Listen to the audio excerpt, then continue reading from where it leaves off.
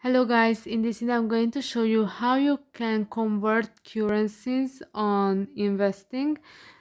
But first I wanted to tell you that don't forget to subscribe because at 10,000 subscribers I'm going to show you my YouTube revenue statistics and my growth strategy, how you can make money online.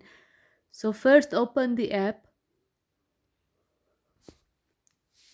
and after that you have to click on the more option, which is at the bottom of the screen.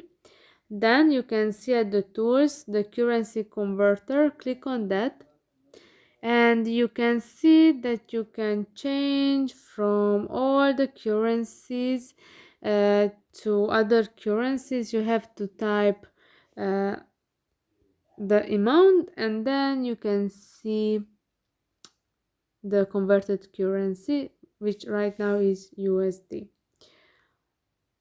So yeah, I hope this video was helpful for you. If yes, please consider subscribing and see you in the next one. Bye bye.